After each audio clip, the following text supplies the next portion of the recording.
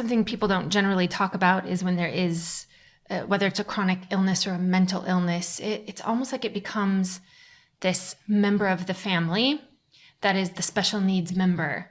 So oftentimes we can get like, it was me because I was the one doing it, but it's really the thing becomes and everyone caters to it, and it controls the narratives. It controls what the energy that goes into it. It becomes the focus.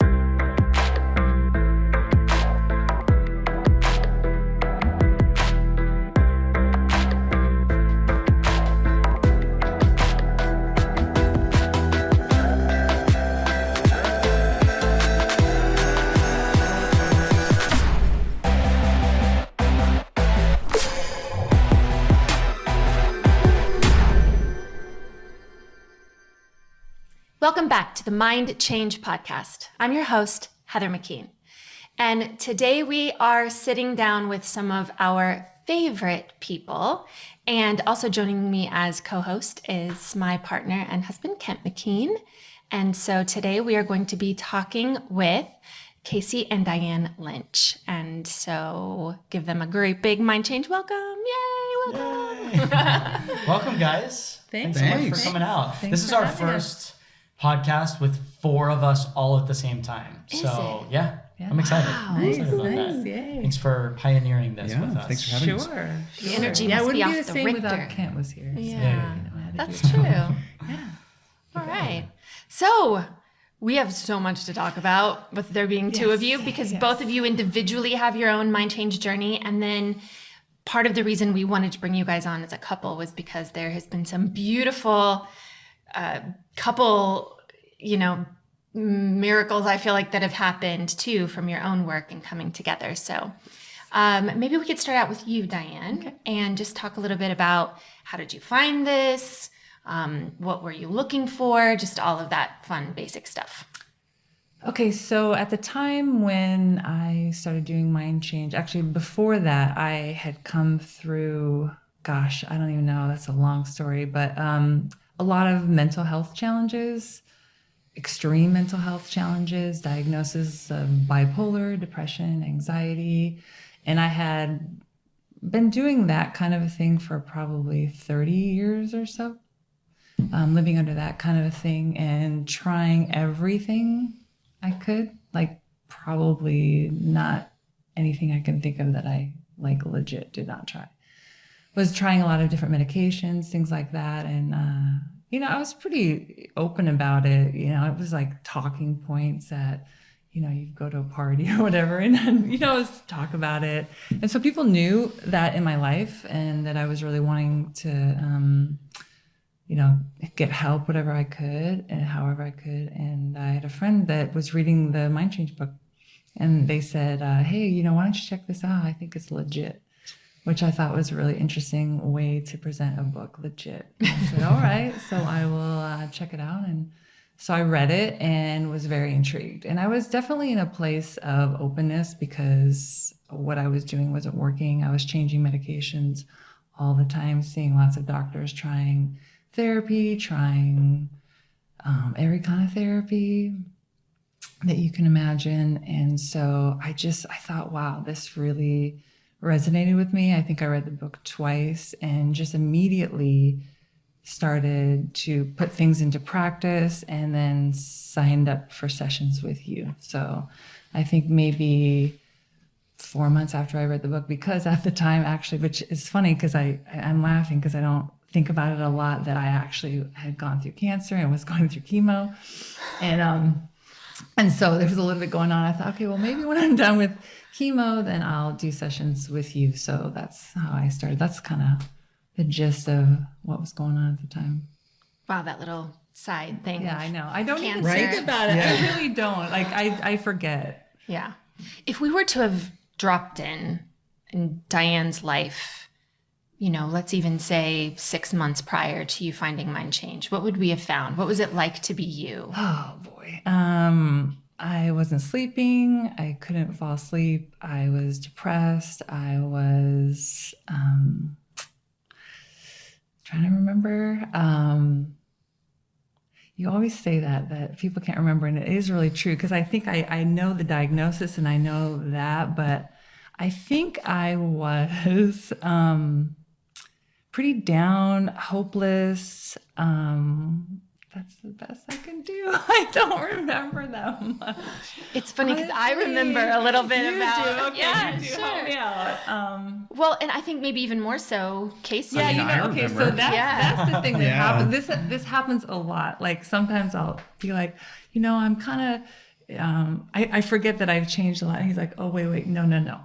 Let's go back just for a second. Yeah. So it's helpful. But So Casey, what was, from your perspective, obviously, if you said you would have been Diane at that point, if you could have stepped in and maybe lived what it was like to be her, and then we'll get your perspective of what it was like to be you. Sure. But what was it? What did you feel was happening within Diane? I think there was just a desperate search and like reaching for something. So there was always something that was contributing to whatever was going on. So like a daily sort of cycle would be, oh no, I feel bad. Maybe I didn't take the right amount of medication, or I spilled my medication and I think I missed this, or I ate some gluten. And so for the next 3 days, everything's going to be, and so it would be, it was like these waves. And I would get really panicky and freak out. And you'd have a specific language too, and the way that you would talk about it, you would say like, oh, I'm up here and I'm too high, and so I have to take more of this thing to bring me down here, and so I'm trying to this would be the motion, like I'm trying to be up here, and so it was a lot of that, like a lot of body checking, a lot of checking all the time. How am I in this moment? Am I okay? Am I okay? Am I okay?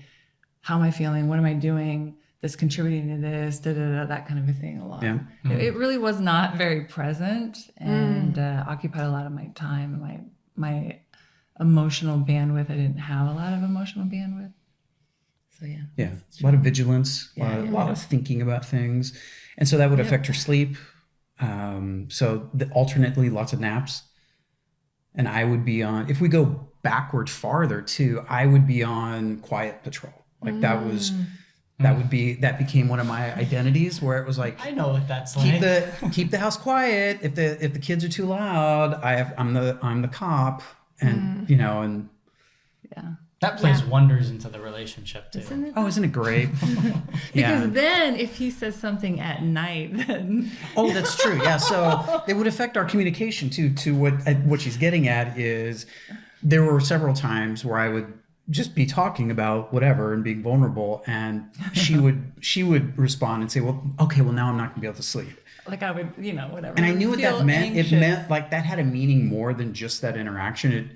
It was like, this is your fault, and now I have to do the thing. Yeah. And it's like she's gonna, and she would too. She was good at it. She'd be up until 3. She'd wake up and wouldn't be able to fall asleep.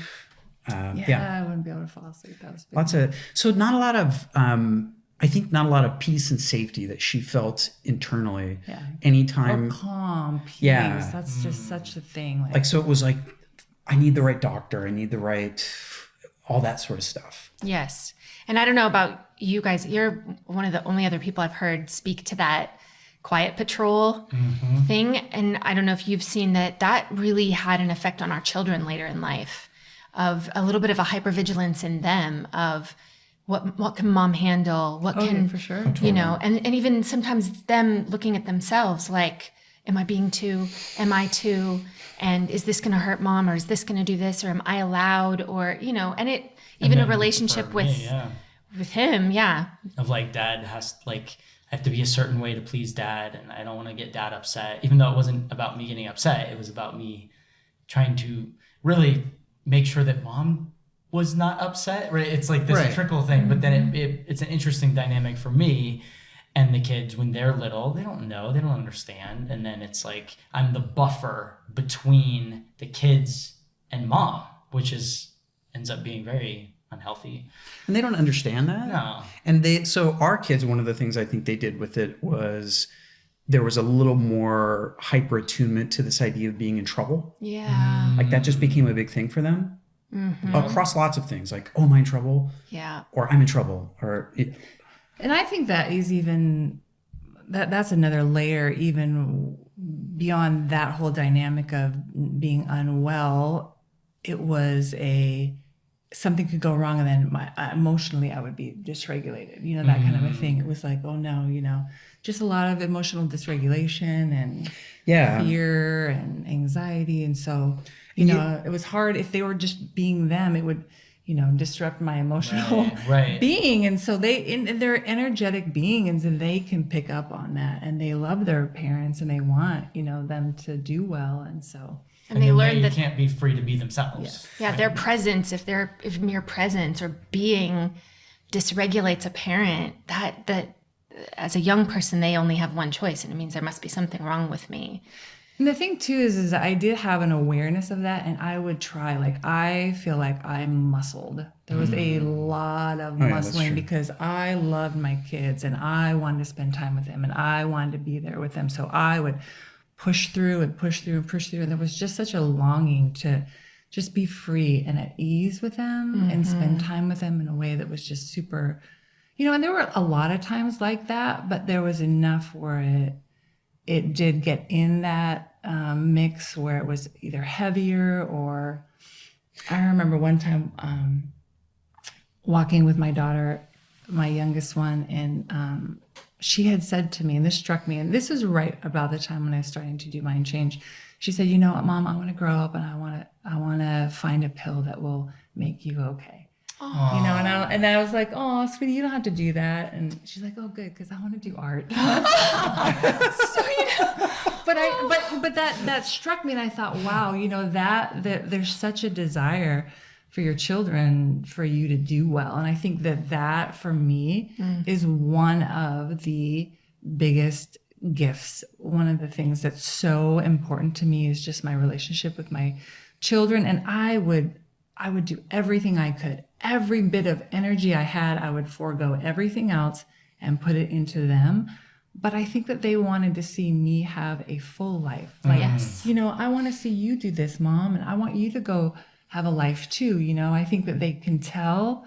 And so that's really been a really wonderful gift that I feel like I've gotten to be able to have so much more bandwidth and be able to be present with them. So it's really great. So Casey, what was it like for you being Casey, knowing that she was struggling in this way? And you've talked a little bit about the impact it had on you and the way that you parented, but just maybe for you personally, what was that like? Well, I mean, I talked about it a little bit with the quiet patrol, but I think there were certain roles that sort of became unspoken that we sort of all settled into, kids too. And it wasn't like anything that I think we never talked about. I don't think we really understood it. But so I think I became, maybe it was buffer, but it was also like,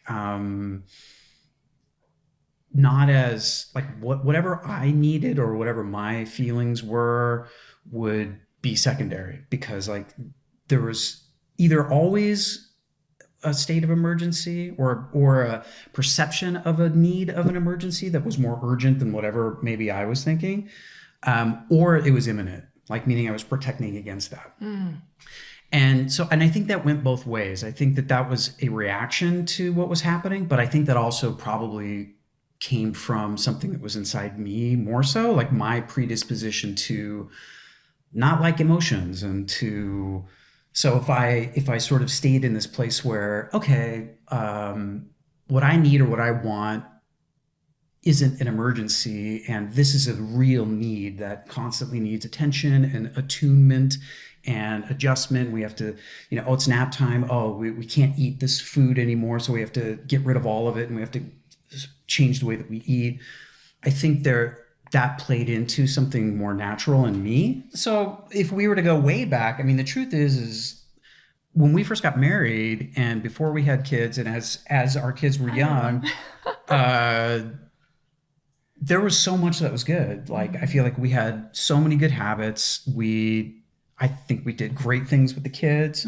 There were just a lot of things that happened, and that I think we both individually did and responded to in different ways, that created this dynamic that over time, like, you don't see it happening, And it's like these little things. Yes, exactly. And like you're starting out kind of like here and you're like, oh, this is kind of tweaked, but it's not that different. But like we've been married for 26 years. So over time, if it doesn't get checked, it just keeps.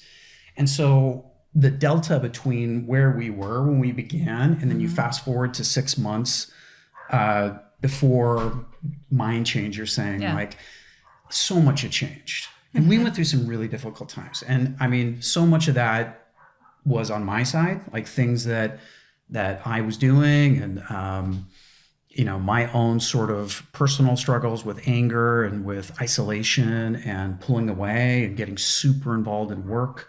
And I know that impacted our dynamic. So I mean, there's a ton that went into who we were once we got to that point. And I think it's interesting, like that dynamic. We had such a close relationship, and then I think we unknowingly brought things into our marriage, and then when things started to get a little tricky, that was when we didn't have.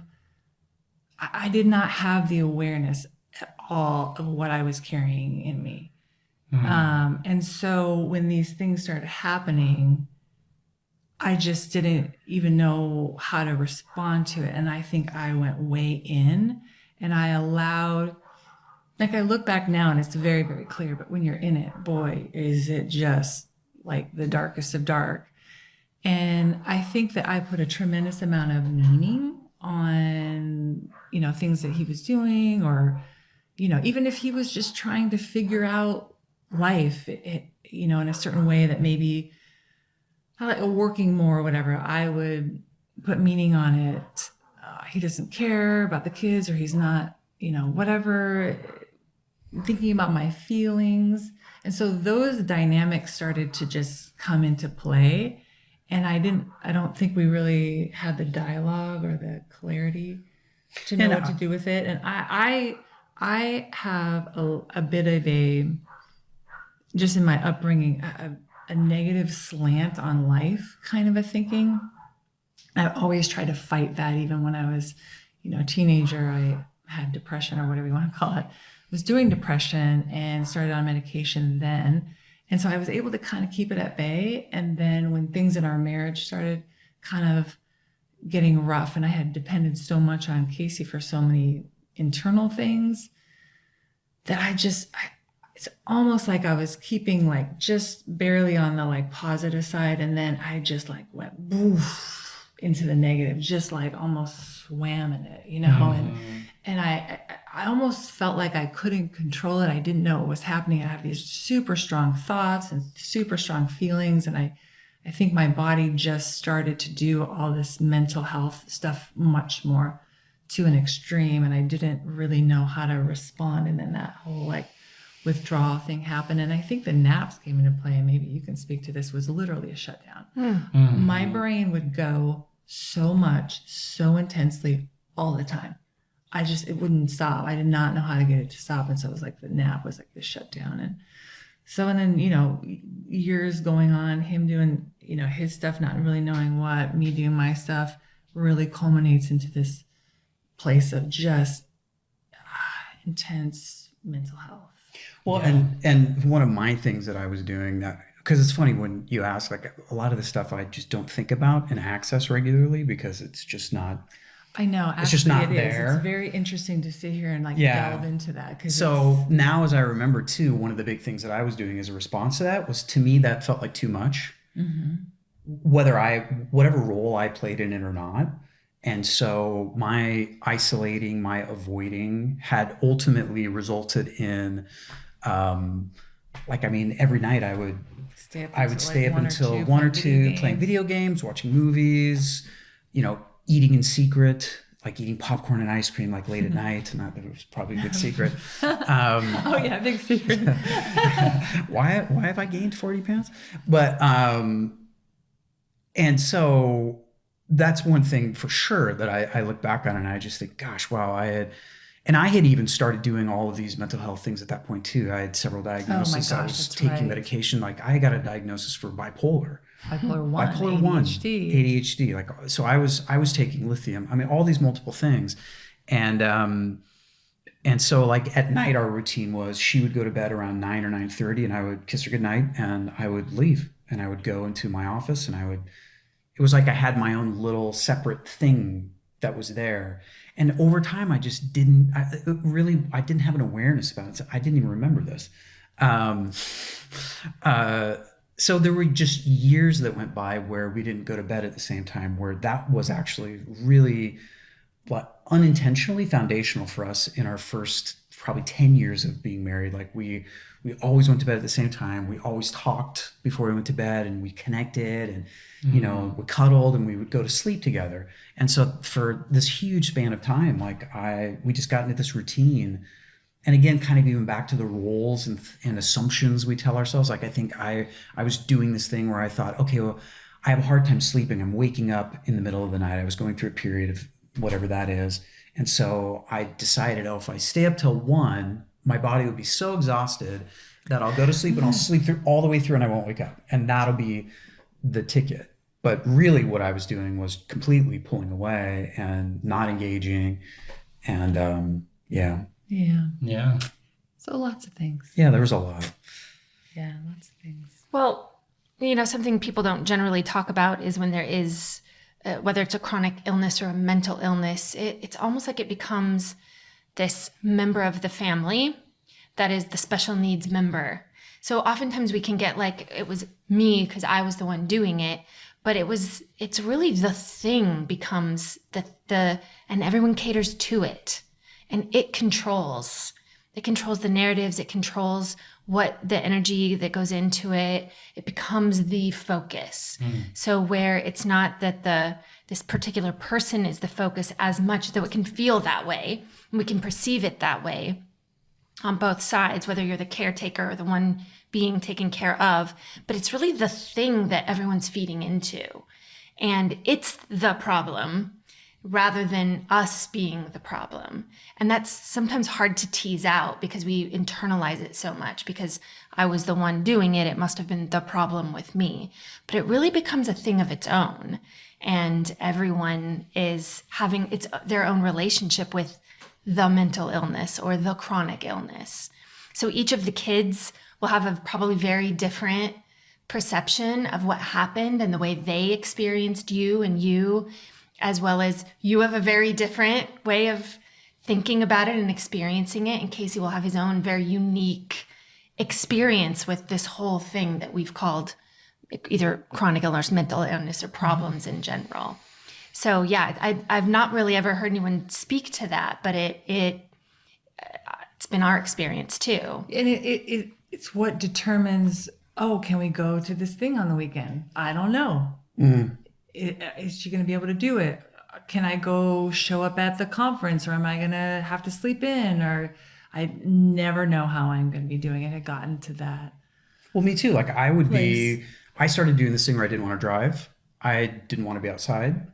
And so she would have to work around that, be like, I want to go to the park, and always feeling like I wasn't a part of that. And then I would take that on and feel guilty for, I'm a deadbeat dad. Like she's, we have these pictures in our minds of her lugging the kids and the stroller and the cooler to the park, and I'm not there. And so, yeah, so for sure, I think there was versions of that we both were doing. And gosh, I haven't thought about any of this. Okay, for our audience, we're not going to get there yet, but I can't wait until we unravel where you guys are now, because I have so many old stories in my head that have come from you guys, and knowing your story and where you're at now is just completely different. Now, just so that everyone knows, timing wise, Diane came in to Heather somewhere around the beginning of 2022-ish. Yes. And then a couple months later, it was spring 2022, whatever. And then a couple months later, Casey in like the summer of 2022. And we're recording this in the fall of 2024. So that's just to give everyone this couple of that's years. a great so that everyone knows, like, because we talked about like 6 months before. So I want people to know this is where you've come and where you're at in a 2-year period. So we'll get to that. I would love if there's anything else with Kate. You basically just kind of shared your story and where you were at. Is there anything else, Casey, that you want to share about where you were maybe 6 months, not before she started, working on her, but 6 months before you? Is there anything you want to share about your own reality back then, other than what you've already shared, which is a lot? I think I was living in this idea that who I was inevitable. Like I was isolating, I was medicating, self-medicating, I was trying to just manage everything. And that felt like, okay, well, that's my lot in life. Like that's, things that I would see that other people had or that they were, that was for other people. Like, so as a result of all the staying up late and all the eating, I was really overweight.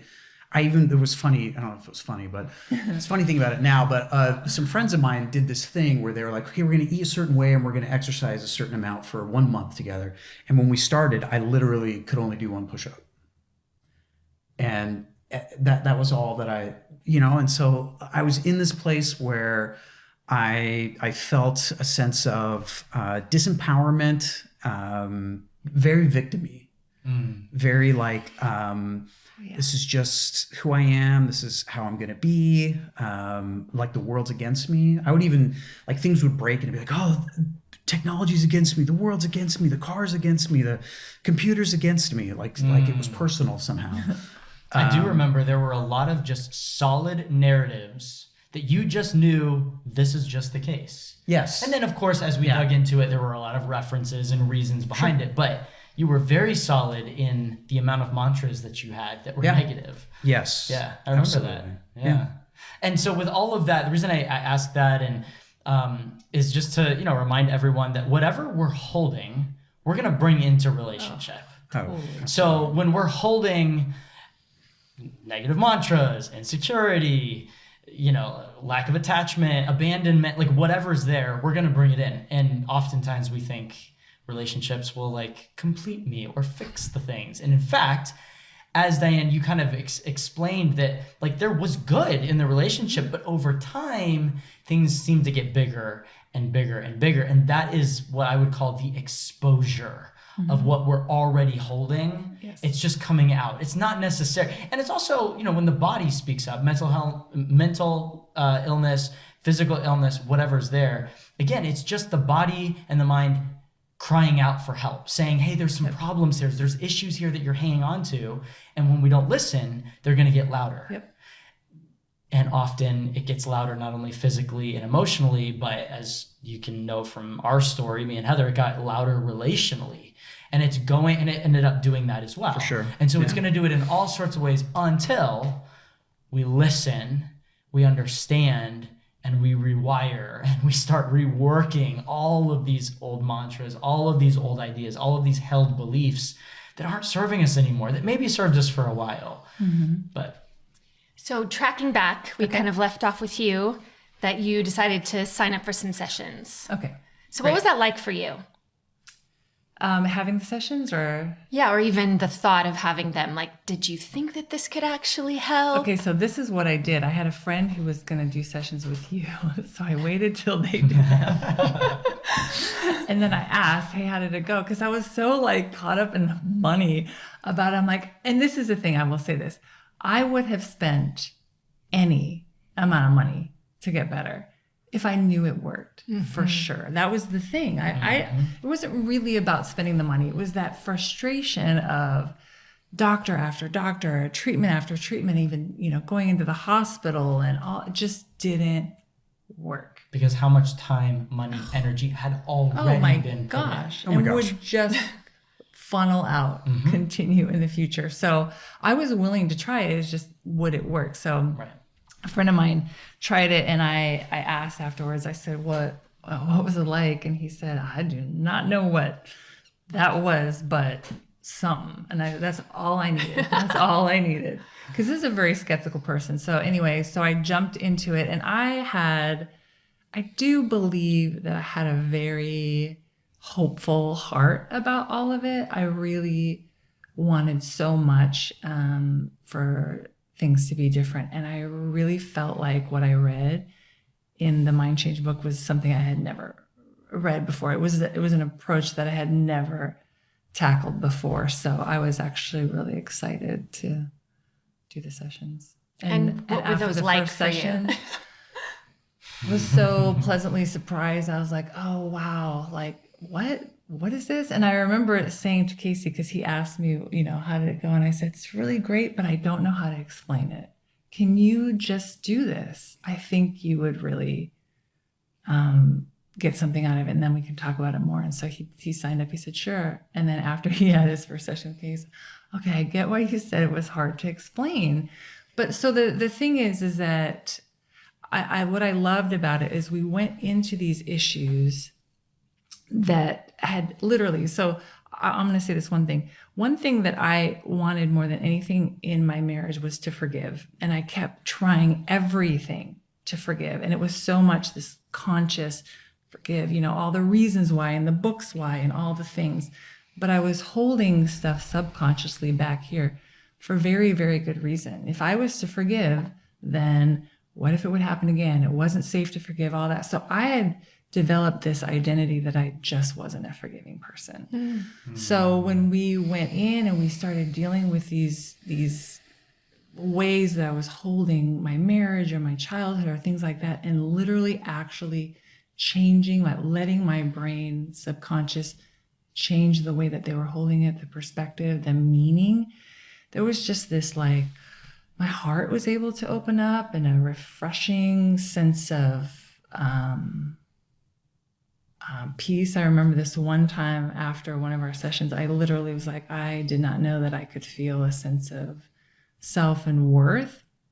And I laid on the floor in my closet, because that's where I used to do my sessions because it was quiet. And I just thought, I'm going to remember this. I'm going to remember this. This is the goal right here. This knowing, this sense of self. This is what I want to strive for. So.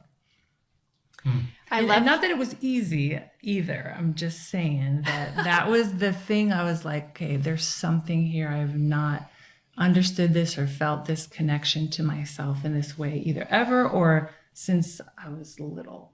Mm-hmm. So it's always interesting to get the perspective. Obviously, we're 2 years out, I think, at this point, but because you really struggled in those first few sessions, it was very, very difficult. I think it was good, and we were really battling some good stuff.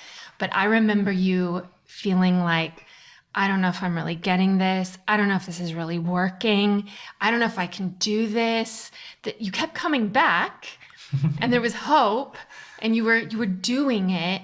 But it was, from my perspective, remembering back, it was very difficult, is what you felt. Now, look, it's funny because looking back, it didn't seem like it was all that difficult.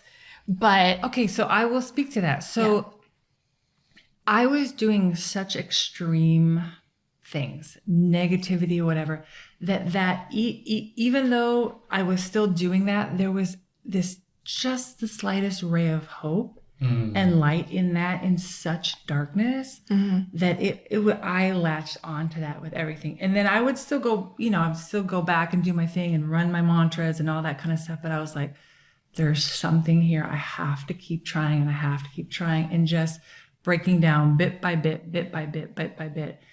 And I will say, so, and to that too, which is funny because knowing what I know now, after I did 5 sessions with you, and I said, I think I need some more. And Heather legit said, I think you do too. I don't know how often she said that. No, I don't think she said that very often. And I was like, okay. She said, then why don't you go get with Kent? So then I did another 5 sessions with Kent. And then I was inundated with the closet. Yes, and, you were. Now we've actually seen the real closet in real life at your house. Right? Yeah. And then I ended up doing more sessions. I think I did a whole other 5 sessions with Kara. And the thing is that I look back now, everybody has a different kind of journey, and my brain was so in lockdown. I mean, it was so, I think some people do whatever they do, like represented in like, maybe a city in Wisconsin or a little small town in Idaho. My brain was like New York. Like I had subways running these programs, I had taxis, I had, I had the Eiffel Tower, actually that's in Paris. I had just all these things just running and running and running. So my brain was going and going. And so even the little bit of respite, the little bit of cleaning, the little bit felt like something. And even though I was still running these other things, there was a hope that, okay, if I keep doing this, if I keep at it, then I believe that there is some time that it will. And even though I have days where I was like, oh, this is not working, or I can't do it, or he's like, wait. No. Remember where you were. Remember, and I was just going to keep doing it and keep figuring it out, whatever I needed to do until it got better. Because it got better enough that I started to not take certain medications, to stop taking certain anxiety medications. And I was like, wait, that's huge for me. And then over time, just less and less, to the point where now I haven't taken any medication in, I don't know, over a year and a half, maybe, something like that. Which is commonplace in mind change and unheard of in the mental health community world out there. It's just unheard of. In fact, some would say reckless or dangerous. And yet it's been so amazing to watch your journey. At some point, I would love to take for you even just a small clip of some of those first sessions, because you looked different in a way. Like the pallor of your skin was very different. The way you held yourself, the way you spoke, the tenor of your voice. These are things that you can't. Mannerisms, different. Yeah, so different. I agree. You are a breath now. And before, you were like a vibration that was high. And it's not saying anything negative other than it's just, that's what it was. The result. 100%. What you were holding. 100%. Yeah. Yes. 100%. So it is. It is. And I will say this too, to that. I have tried to come off medication 5 significant times in my life. All could not do it. I had tried to come off medication right when we moved here in 2020. And I was like, okay, I can't do it. I just can't do it. So it is remarkable. I have been taking medication since I was 18 years old of some sort. And I was on 6 or 7 different ones on super high doses. And not insignificant ones. No, very significant. Very significant ones. Very Ones that significant require responsible titration and coming off of, yes. And I did. And you did. Worked with my doctor. But I could do it because the more I did it, I just was like, wait, the symptom's not showing up. The symptom for which I was taking it is not showing up. So it's one thing to go, oh, I'm off medication, or I don't claim any of these diagnoses, that I had. It's because I wasn't doing the things. Like they just weren't showing up. There wasn't the erratic behavior and the deep depressions and the anxiety and the insomnia that just wasn't there. So rather than like coming off medication and white knuckling it for the last couple of years, Oh yeah. it's like, oh, my body and mind are coming back into alignment the way that everything's supposed to regulate, right? Instead of you going like this, which you were talking about, like, oh, I need to Or like up this. and down, right? Just put It's like, oh, my realistically. body and mind know how to Yes. just be right here, right where it's supposed to be. Yeah. Yes. Yeah, that's huge. It is huge. It is, yeah. So it's very, very common and it tends to be women. It's not always the case, but it tends to be women start this work first, and then they'll speak to their spouses. And so I'd love to check in with you, Casey, and see so she's doing these sessions. You've seen her journey and trying to go off the medications and all the highs and lows. And she starts doing the sessions. What was that like for you? In all honesty, your experience, what was that like for you to watch what she was doing?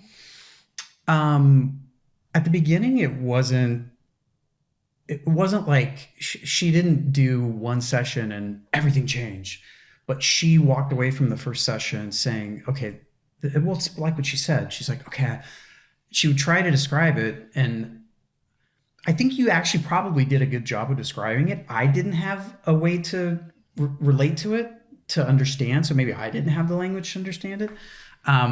But I trust Diane probably more than anybody in the world. And so she's done so much work over the years, reading books, seeing different people, doctors, being a part of groups, doing different things. And so anytime she would do that, I'd be pretty supportive. And, you know, if it was like a money thing, I'm like, doesn't matter. Like, we'll just do it. Fully thinking in every one of those, I hope this is the thing. I hope this is the one. Yep. I know. And so when this person made this recommendation, who I also know this person, when they said that, knowing that person, I just thought, okay, because this isn't a person that does all that stuff. Right. Like, this was somebody who, So when they said, oh, this is legit, you should try it. I think I just thought, okay, let's see what this is. This is different. And the approach to it, like we've read, I don't know what you call them, you know, self-help, self-betterment, self-improvement. And it's a lot of, like, not bagging on any of that stuff, but, and those things I think along the way were helpful, like learning how to be grateful, learning how to have positive affirmation, wellness, all of those things. Those are important. But it felt like there was something much bigger there, not just in her, but I think probably seeing her do it, there was probably some version in me thinking like, okay, maybe I'm going to need to do this too. And it felt like something bigger needed to break. And that's what I got from her when she first started doing it. It was like, something bigger's happening here. And I don't know exactly what it is. So when she told me and asked me to just do it, I said, sure, of course. Can we jump into, we're going to go back and forth and all this stuff, but can we jump a little bit more into your story coming in? Obviously, we know how you came in and all of that, your wife, but like, what transpired within those sessions? She kind of explained what happened within her for the first number, and then working with me and all of that, and then Kara. I would love to hear kind of where you were at coming in, maybe even what you thought you were coming in for and what ended up, happening. Sure. All of that would be great. Yeah. Well, so at that time, it hadn't been that long since my father had passed away. And I had turned 50. And so I was feeling all the things I just had described previously. So all of that. So just generally not feeling great. And so I think coming into it, I thought, okay, I don't think this is going to do much or work, whatever that means. But because like I have so much that's happening and like so much is screwed up, I would be really surprised if anything actually works or changes. So I'm just going to do it, whatever, let's just, sure. That is almost exactly what you told me. When like, consistent, if nothing actually, else. I think it was a little more like, listen, I'm just going to be upfront with you. I don't really think this is going to work. I'm really skeptical. So I'm just letting you know. And do you remember my response? No. I was like, great, let's work on that. So that's the first thing we worked on. Do that just too. Worked on, your mindset there and what was going on and how that was logged. And then all of a sudden we just did a little let's just work on this little thing. Yep, exactly. Seemingly little. And then you're like, well, you can tell me. Well, yeah. So, I mean, when you do this work, typically when you're first getting into it, you write a list of things that are perceived problems or something you'd want to change. If I could be different, if I had the life I wanted, or this thing that I'm struggling with could go away. Sure. And so there's a list. And some of it's really old stuff. And some of it you could call little t, big T trauma, whatever, parents, whatever. Some of it's like how I feel right now, whatever, right? So what was interesting, I think what you're talking about is the first time we met, you asked me a question that had nothing to do with that list. And it was actually, you asked me to tell you, I think, just about tell me about what it was like when you were growing up, the street you lived on. Was there a bully? I think somehow we got into that conversation, and which wasn't anything that was on that list. And so doing the shifting work that you're able to do in Mind Change in a really short time, you just, without a lot of words and describing it, telling me about it, you just showed it to me by taking me into this memory and allowing me to actually heal it. which, here I'm using words to try and describe this thing that I didn't understand what was happening, which is how you were trying to describe it. And if you're listening to this, you're like, what are you even talking about? So anyways, I walked away from that with a completely different impression and takeaway. And when I went back and, if that memory was a file folder that I had opened in the past and I could revisit it, and I would open it up and say, sure, that's what's there. And I'd put it back. Anytime I pick it back up, it would be there, right? So we did this thing where now when I picked it up, it was just completely different. And so, and I think for me at least, why that was so impactful is because you showed me on a small scale that had nothing to do with these, like there were no stakes involved. Right. Like it didn't have to be, like it didn't have to work. It wasn't fixing my dad. It wasn't fixing my marriage. It was just this innocuous little thing that I hadn't thought about in 25, 30 years. Now, was it actually innocuous? Because if you listen to all the negative mantras that he was talking about, who was bullying who for 50 years, right? Well, that comes later. Then you realize, I'm the bully. But yeah, so that was that. So that one, after we did that first session, I went to Diane and I said, I don't even know what happened. But this guy that previously my memory was, he was super tall, super ugly, awful teeth, super mean. I was always scared of him. He was several years older. I walked away. Now this guy was like my best friend, and his teeth were incredible. best teeth. Which matters somehow subconsciously. It totally matters. Yeah. Yeah. So then I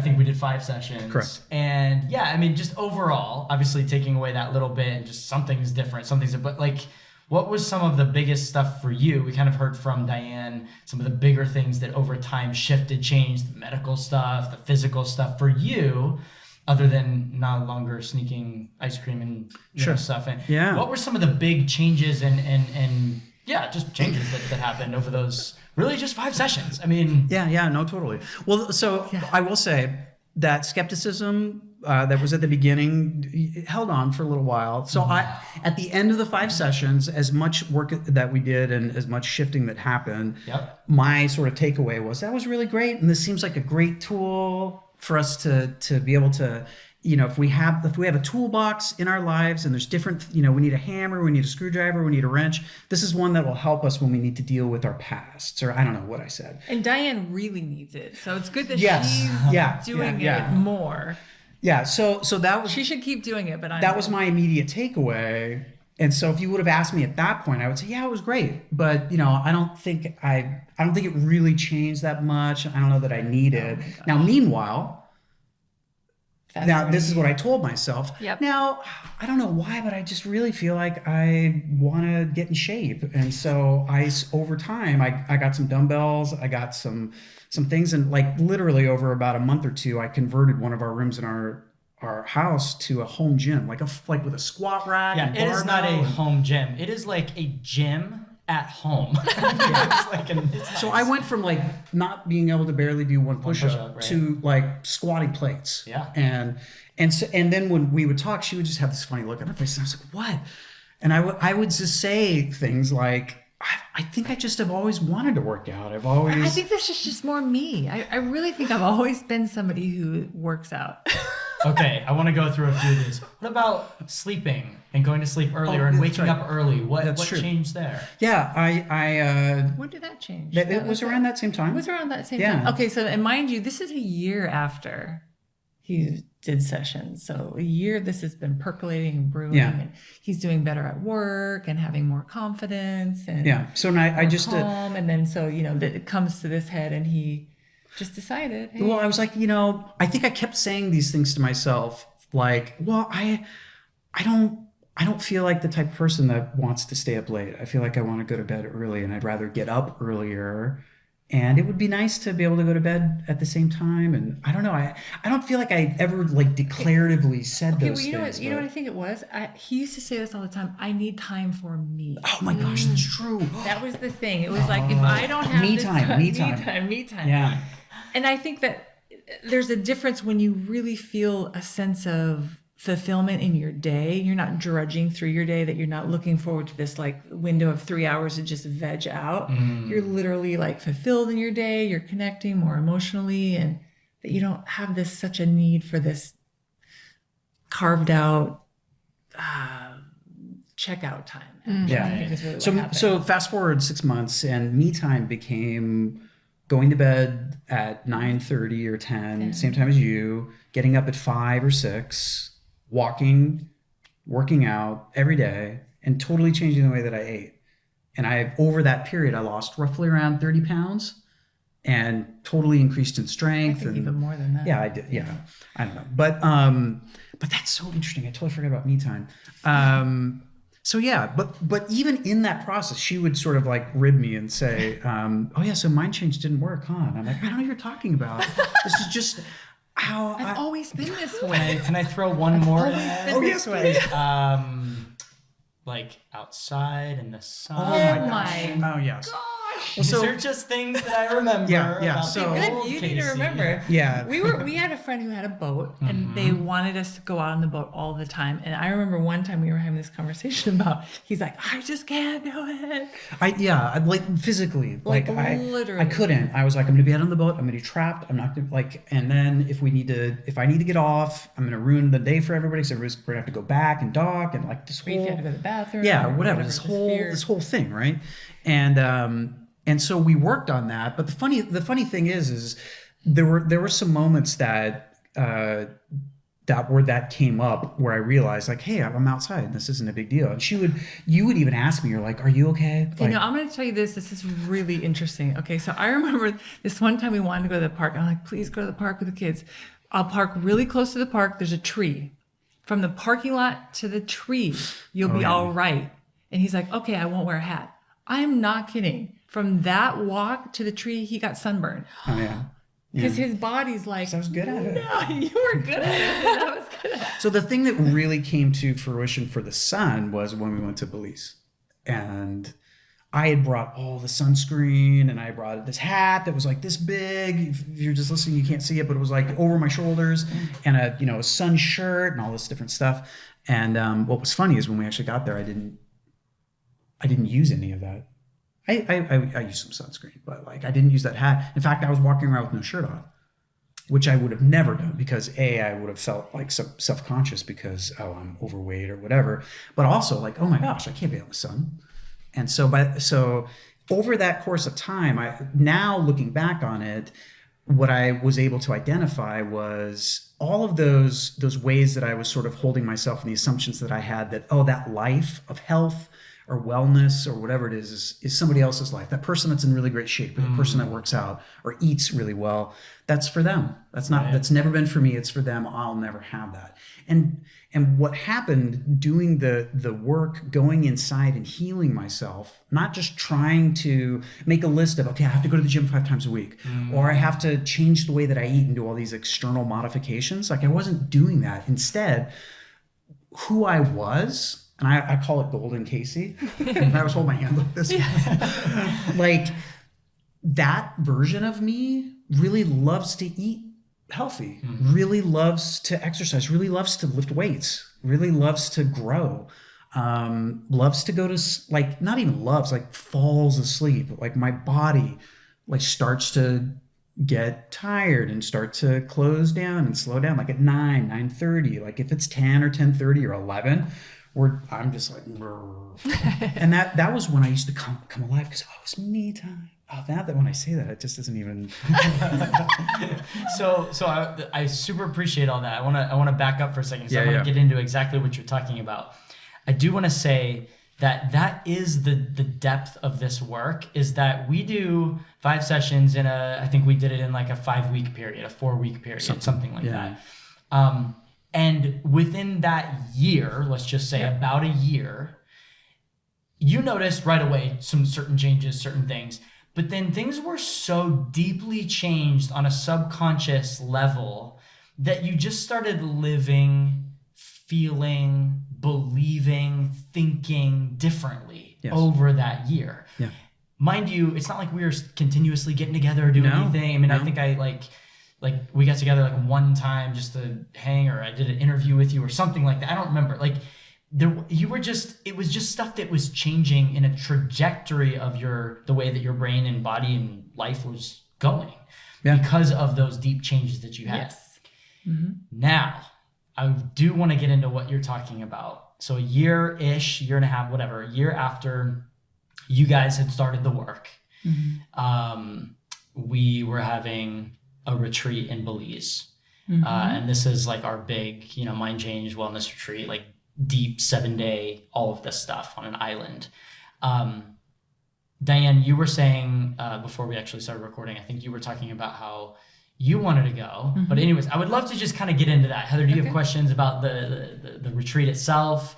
Or do you want to, well, we can talk about even what's transpired in the marriage since that. But Well, I think it's always interesting because you start out with, even just to do sessions, like financially, this is hard, even though I know like you, I spent hundreds of thousands of dollars to be sick, being and staying sick.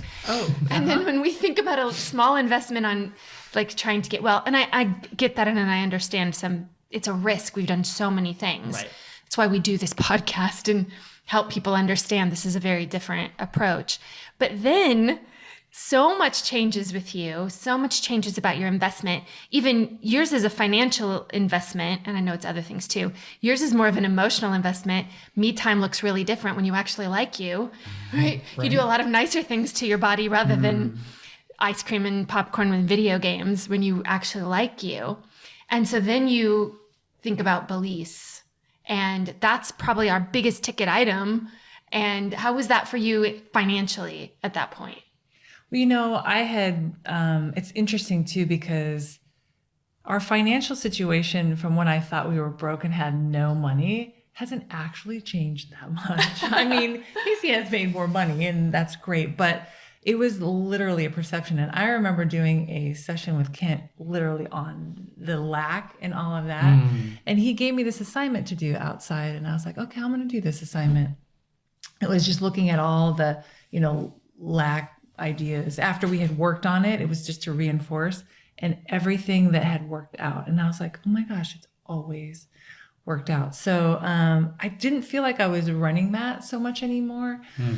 And it felt really, really great. Just so anyway, I wanted to go to Belize and I really wanted him to go with me, but he was still a little bit in that mindset of, doing a lot of other things and listening to a lot of things, which is great. But so I said, hey, I think it would be really great for us to connect. Can we have a vision for going to Belize next year, which would have been this year? And he said, well, why don't we go now? And I was like, mind change still at work. Why wait? So what were you expecting going to Belize? yes, before you went, what were you expecting that was going to happen? And I think the thing that had happened is we had both grown and changed a lot. I felt a little bit like, okay, I'm kind of doing this over here in a way that he's not quite, embracing the same way, which was fine though. And just to clarify, that's because you were doing self-work, involved in the course. Yes. The So I think community, I immediately there went was- after the first session, I wanted to know what you were doing. And I went online and I bought that course. I was like, I want to know what is actually happening here. So I was doing the course and learning more. And I had a lot of unpacking to do, healing and growing, and it was great. And then, so I thought, let's do this where we can grow together. Like this will be a thing for us to work on our marriage, how we are doing together, and really connect with mind change in a way where we are growing together in all of it. So That's awesome. yeah. And what about you? Yeah. So I hadn't, that whole time after the sessions, I wasn't in the student community. I didn't do a module or anything like that. In fact, I only read the book a little bit when we first initially met, just to sort of check it out. And so it wasn't until much closer to Belize that I read the book. And I think maybe it was even when we decided to go, because I just wanted to know more. Yeah, and then there was a lot of videos that you guys sent. He started listening to those and was like, oh, wait, Yeah, wow, okay. And yeah. we just started prepping our minds. And I knew something was happening. I knew that there were differences, there were changes, and I appreciated her wanting me to be a part of it. And she's always been good like that. She always, if she has her way, she wants me to be a part of something. So, which I appreciate. And I guess I just thought, let's just do it now. Yeah. And why wait? Mm-hmm. So what were we expecting? I think I was probably expecting more of like what I had experienced. So I guess sessions talking about the actual sort of mechanics and learning more how to do that. I think ourselves. At that point, I think I had gotten pretty far into the book, and I was starting to realize like, because I remember after we did sessions, you'd given me like here's a thing to use to practice, and I was like, practice what? And so I wasn't even taking away like, oh wow, like we've gone in and we've changed wiring and we've rerouted circuitry, and like I wasn't thinking anything remotely like that at all. So like I wasn't going back and like, okay, the things that we talked about, let me rehearse those and let me run those through my brain and let me see how that feels. And yet. Yeah, exactly. So like so for a year probably, and all that change, the gym, like all of that, no self-work, no more sessions, no calls, no mods, nothing. So once we got onto the Belize thing, well, for one, like we hadn't been on any kind of a vacation in a really long time. So there was a part of it Okay, where, so let me just clarify. We've never been on a vacation like that at all. well, I mean, we went to Sweden and Yeah, with your parents. okay. Yeah, that doesn't count, Casey. I'm sorry. But what I'm saying about that is Sweden with parents. That's an extra session. Now, who didn't want to go on vacation? and I was just going to get into that. I wouldn't go because I was like, it's money and you could have this instead of that. And so for me to be just like, I don't care, let's just do it. Like this is an investment in us. We haven't invested in ourselves in this way in ever. So let's just do it. And what a better way to do it than this, because I knew that it was going to actually heal things in our marriage. I knew we were gonna have a great time. It was gonna be beautiful, but I knew we were gonna come back different. And the thing about it too, I think just going as a couple, you're removing yourself from the day-to-day, the kids and all the ways that you just kind of know yourself regularly, and you put yourself already just by default in a different environment that's super conducive for that. And then just all the work that we did there just was really great. And you had already had a little bit of prep work about being able to foundationally change, even if you didn't give it that credit. So really it gives you this beautiful opportunity, even subconsciously. Yes, I do think it preps you subconsciously. Yeah. Oh yeah. Like I knew that, or what I really hoped it would be was like a supercharger for what we were already experiencing, what we were doing. And we knew that our direction of travel was in a direction we wanted to go. Like we were already reset. We've already been reset. We've said this a lot of times in our marriage too. I want us to go back to where we were at the very beginning, but with all the wisdom. This is before mind change. Yeah. And so like where we were at the beginning, that purity without all that, stuff coming up that's telling you different things about your spouse, that newness, that freshness, but with all the wisdom, because you don't want to just go back to that. No, Do it all over again. No. Gosh, at this age, no. With all the growth, with all the experience, with all the years. And so it's really interesting. We had said that like three significant times, and we had tried to kind of do something like that on our own. So I just knew that this was actually going to be that kind of experience. And so what was it like? Yes, that was your expectations. That was your hope. Tell us. Experience.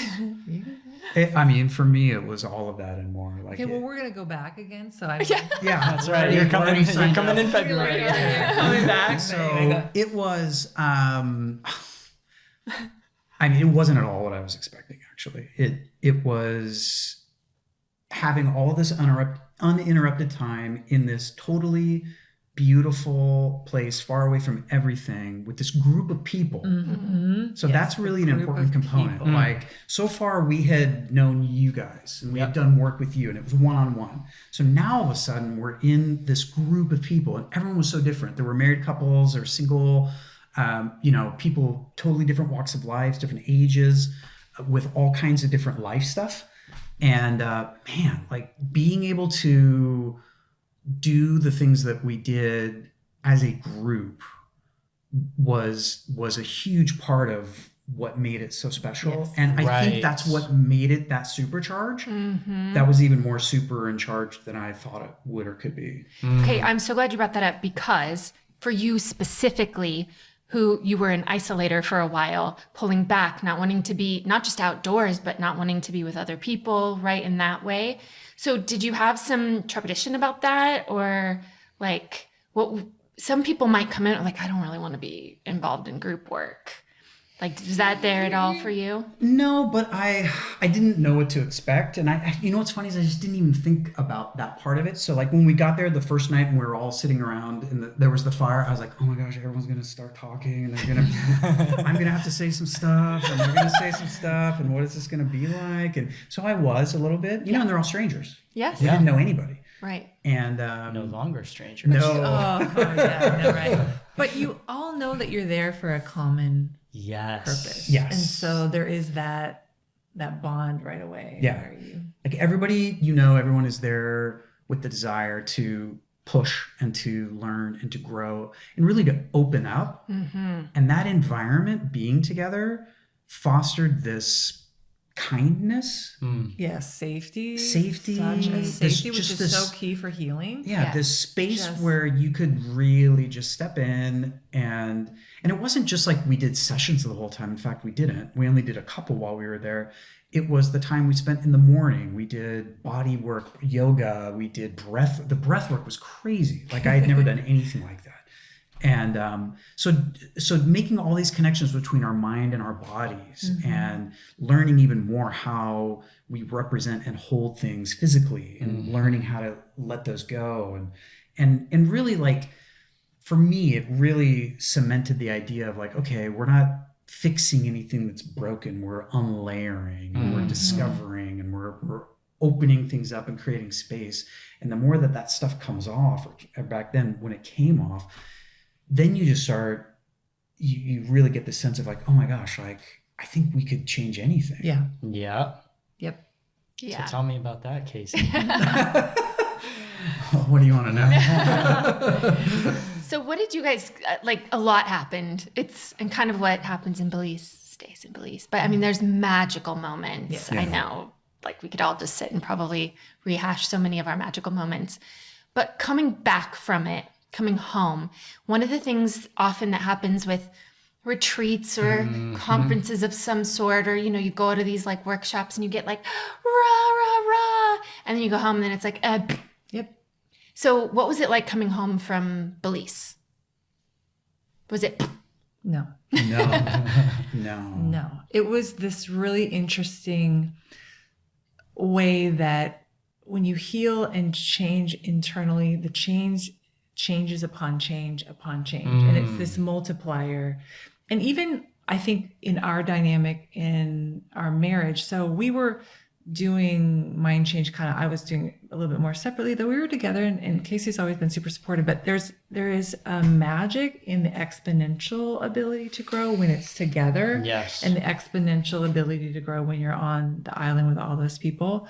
But then we came back and there was just this like, oh gosh, I don't even know how to describe it. Just this connectedness, this freeness. And it's interesting because when you take yourself out of your regular life and you go in and you have all the change, then you plop yourself back into that. It's very clear how you're different because you have change in a week, which is always like a year. In mind change time is a year. So it is, and it's no joke. So you've changed like a year's worth and you plop yourself back in and you're like, oh, you can really notice it. You can really feel it. You show up different. You show up different very obviously. Yeah. I just felt like there was a freedom and a connectedness. And I was saying earlier, our daughter had told us later, she's like, you guys, lovey-dovey or whatever. And Casey and I are already that way. But she was like, it's like you guys came back on your honeymoon and I had to like watch it. And it was interesting because we were having these discussions about growth and realizations and things coming out in our hearts and even learning how to do work, like the work that we learn in mind change, how to do it together. Like, if I was struggling with something or whatever, we would talk about it, we would go through it, we would work on it together and just each week it was like, oh, it's only been a week since Belize. Gosh, it feels like a month's worth of growth. And then another week it was like another month. And like a month later, it's like, even, we grew a year's worth at a week in Belize. And then a month later, there was another year of growth. I mean, it's just literally how it feels. Just things were just changing, and the kindness and the softness and the clarity and the communication and connection. And all of these things aren't us actively No. modifying how we're doing any of the things she's talking about. We're just showing up to the conversations different, to these are like, we're talking daily stuff like making dinner, talking about bills, Engaging with the kids. Whatever, like chores, taking care of the house, whatever it is. Like it's almost like, at the end of the Matrix when Neo can see the code, you come back. And for us, where we were at that spot, and I'm not saying you have to go to Belize to do this, but by supercharging it when we came back, it was such a stark difference that we could just see, we both could see it. Like, we're like, oh my gosh, we're running a routine right here. Like, this is where you would get mad and you would say this, and then I would get mad and you would say this. So, and this is where we would sit, and this is how we would talk. And we were joking about this on the way over, like, this one time we were doing that, and we're like, okay, let's get up and let's just go in the backyard, because we've never had this conversation in the backyard before. It's just completely changed the environment. And then we're still kind of disagreeing, so we're like, okay, let's dance. Dysregulated, so we're dancing. We're like, let's dance. So we're having this disagreement, this argument. We're like, hey, let's try and fight like this. Okay, yeah. So For those of you listening, they are dancing right now. and then we're like, it is just impossible to be angry and disagree while we're dancing in the backyard. And our daughter's, in the kitchen stirring, looking at us like. But you can just see it. And you can feel it. Like, oh my gosh, like we have a practical language that we can use that we both understand. Like, I think that was and that's I think what you're talking about is like what you had, like, from the module or the community or the sessions, and you would do, like, you'd go into the room and you would do it. You'd read the book and you would do it. You do self-work. Now all of a sudden we're doing it together and we're having conversations. We're not talking about all the why. We're not talking about the who or the judgment or the blame or even the past in the way we used to. It's like, okay, well, how do you know? How are you holding it? Are you feeling it? What's happening in you right now? And then this is so key. This is such a key, like, I just even can feel myself like let down. This thing that you get as far as your responsibility and whatever is happening. Like, you understand that I am bringing something within me. That's the how, like, what's going on in any interaction that we're having. And now I know he knows that I'm carrying my responsibility, and he knows I know. So you just can't blame. Yeah. Because and you don't even want to. It's like, oh, I'm coming at this right now, and this is how I'm experiencing this situation with you. This is what I'm experiencing happening, but this is what's happening in me. And so there's always that, like, checking yourself first, and it just changes conversation. There's just such openness. It's really difficult to blame or judge, because you just really know, like, I know I'm bringing something, and then you can have compassion. Okay, well, what is that? This happened before, and so it kind of feels familiar. And then he can say, no, this is where I'm coming from. And it's just this really beautiful, deep, unlayered level communication and connection and dealing and healing all the time. Without any shame or blame or judgment, which is really what you even talked about with this group of people in Belize, that everyone came in taking responsibility for themselves and their own healing without the judgment. And of course, the way the container is that we set up is without the judgment, without the blame, without the shame, but almost like empowered responsibility. Yes. And when you bring that into the marriage, or parenting or whatever else, where there's empowered responsibility, you get a different outcome. Yes. And then you start seeing the things that, like, as a spouse, that you might have always wanted to change in your spouse and force it. Like, she would, like, when she would really want to make a point, she would have to do backflips to get my attention because I was so numbed out. And then I wouldn't respond. Like, she would be doing all this, the thing's on fire, we got it, and I would just be a lump. And she would be like, hello. And I didn't like that dynamic. I'm sure you didn't.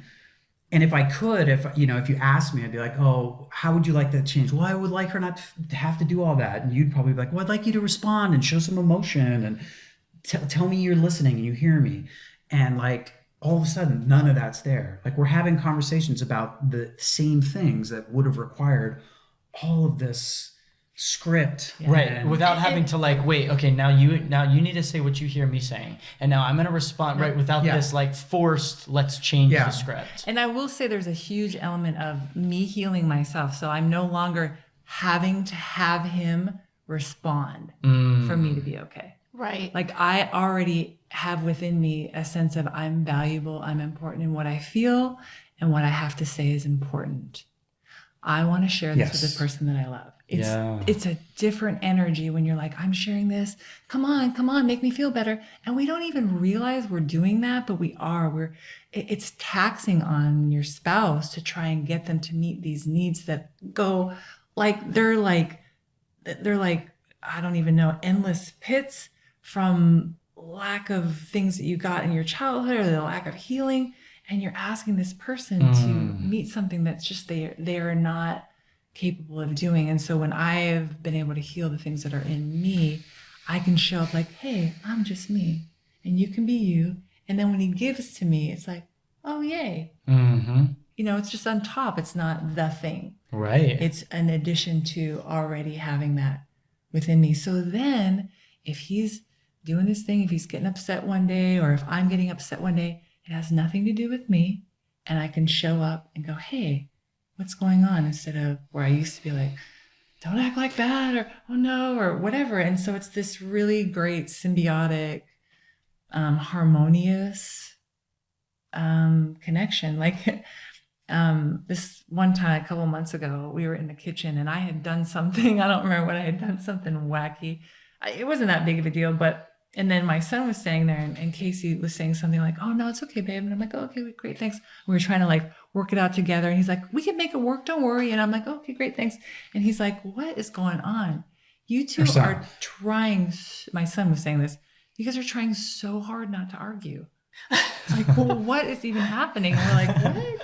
But there's just this like care and concern and understanding and building up from just a sense of clarity within. Yeah, like we weren't, and the funny thing is like he wouldn't know, but we weren't trying to not argue. No. We just didn't have argue in us. So we weren't speaking from argue. We weren't speaking from lack. We weren't speaking from resentment or fear. We were speaking from, oh, okay, well, what can we do? How are you feeling? Yeah, how would you feel in a situation that was hard? Okay, I'm here. I'm glad you told thanks me. For the support. Blah, blah, blah. Wow. Okay, let's figure that out. Let's figure this out. And what could have been like a big, or actually, we didn't fight that much. We would just like totally go away, withdraw, or I would. Speaking for myself, I would get eternally mad and just like. And then your body would do the screaming out. Now we can have those conversations. Again, there's no try. We're just having them from that place, and they take like 5 minutes, or I don't know.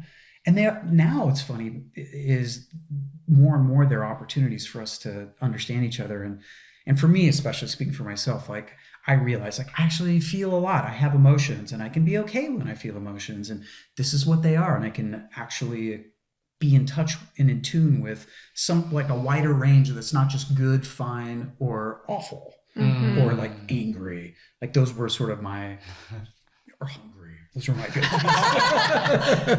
Yes, I can relate. And then you can just come and you can talk to me about it. And it's interesting when he was first feeling emotions, it was like, I don't know if you want to hear. And I'm like, I so want to hear. I couldn't do enough hearing to help him feel that he was important. And that's something that comes from within him. When he gets that, I'm important, what I have to say is important, then he can just show up in a way that's just different. And there's a knowing, like Golden Casey, what Golden Casey thinks and feels is important. Like that version on some other range of the spectrum of Casey that I was living in, like didn't have that knowing inside that what was important. In fact, I had a different knowing, like, oh, what I have to say is stupid, or it's not important, or it's going to be wrong, or exaggerate, or whatever. So Again, Wow. like that, and that's so different. Like the difference between knowing and coming from what's happening inside versus like white knuckle trying. Yep.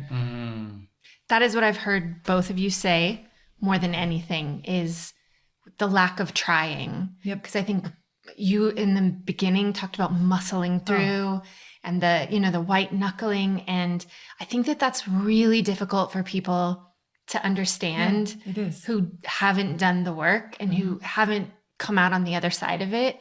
Like, how does it just happen without you doing something and trying, and having your things written on the wall or following your thing or journaling about it or talking to someone every day or having Or going away for 5 minutes to get myself whatever. I'm in the moment and I don't have to do the thing. yeah. I don't have it showing up. Yeah, that's very hard for people to understand.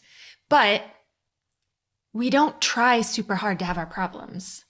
That's the thing.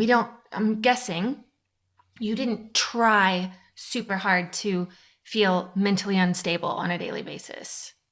No, you didn't try really hard to need to isolate or, stay inside or shut off from things getting too big. I'm guessing that didn't feel very effortful.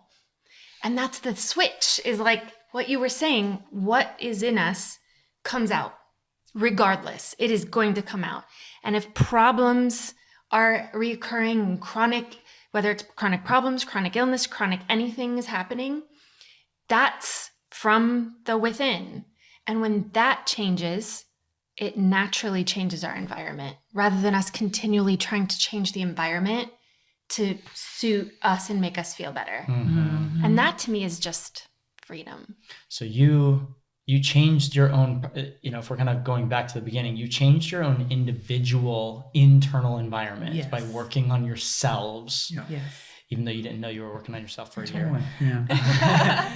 And then that created working on a different environment in your marriage, which now there's just a different environment, an evidential different environment, which then is also trickling down and creating a different home environment for your kids. 100%. And you haven't mentioned this, but I know we've talked about it in the past, even this last week when we were together, the way that you create just an atmospheric environment with who you're around, your community's changing, how you interact with those around you is changing. I mean, it's Sister. your Family members. family, like biological family. Yeah. I mean, so much shifts and changes, and you just started with you. Yes. I do think that's an important point because obviously you guys have gone the extra mile and, did Belize and now since Casey, you've been very engaged in doing the work and are leading a group to help other people understand this, which I think is amazing. Yep.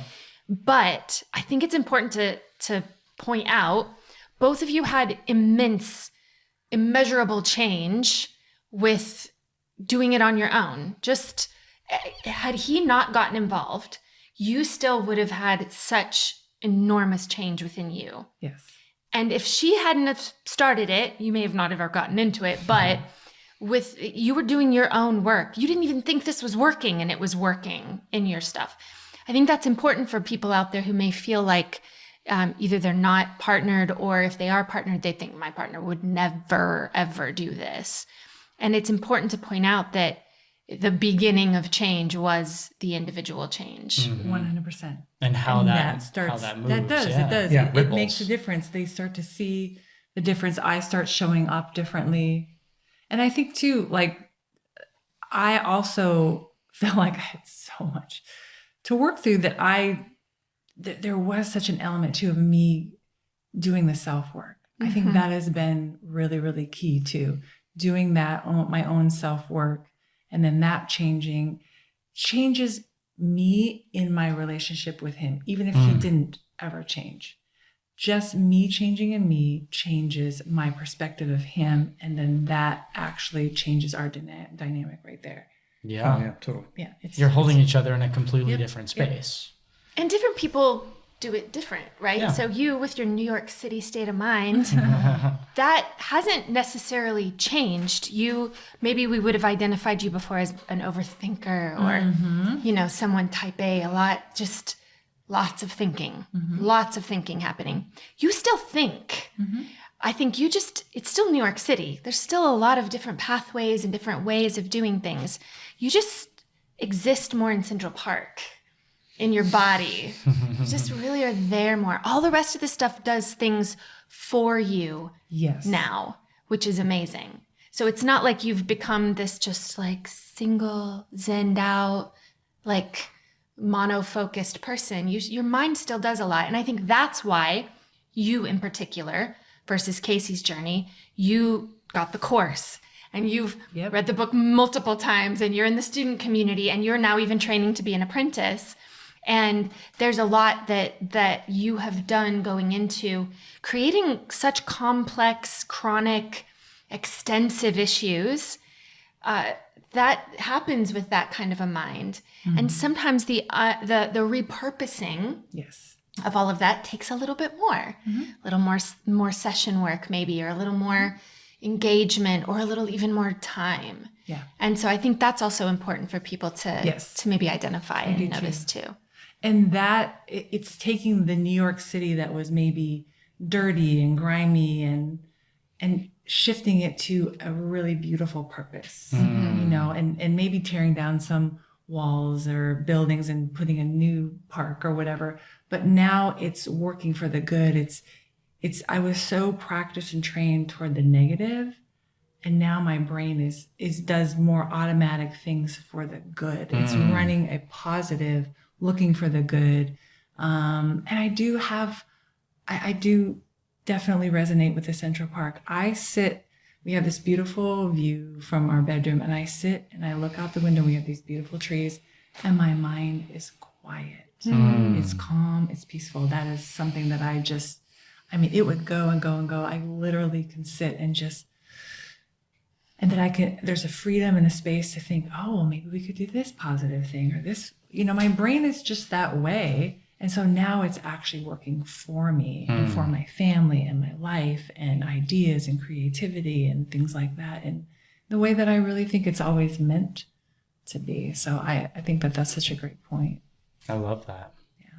Well, you guys are amazing individually, but also as a couple, there's just really something special about the energy that you two bring together. And being in Belize with you guys it was such a special time.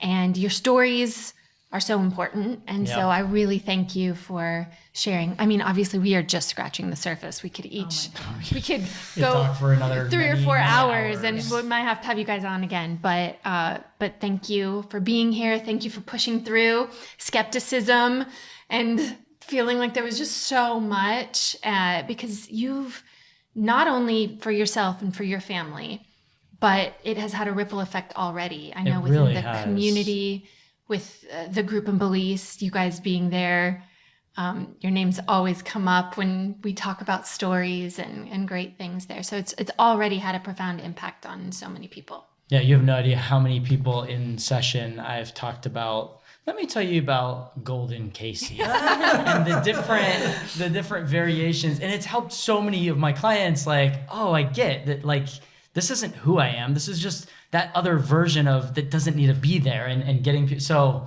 yes, you guys have inspired so many people, more than you probably recognize, because obviously I don't talk about someone's personal problems in things, but just as examples, you guys have inspired many of my clients. So thank you.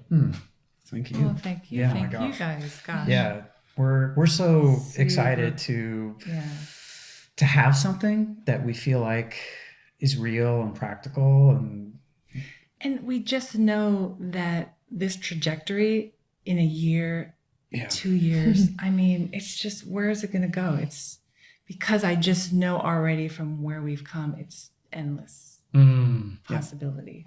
Yes. So it just feels really good. So thank you for thank you so much. just, being you and bringing all this. We love it. Endless Possibilities. What a great title. Oh, there we go. Possibilities. All right. Well, thanks again. And thank all of you for joining us on the Mind Change podcast. Remember, if this inspires you, if you're moved to find out more, you can always check out our website, mindchange.com. And maybe, just maybe, you can also decide to invest in yourself and join us someday on the beautiful island of Belize and see what comes up for your endless possibilities. But thanks again for joining us on the Mind Change podcast as we endeavor to change the world one mind at a time.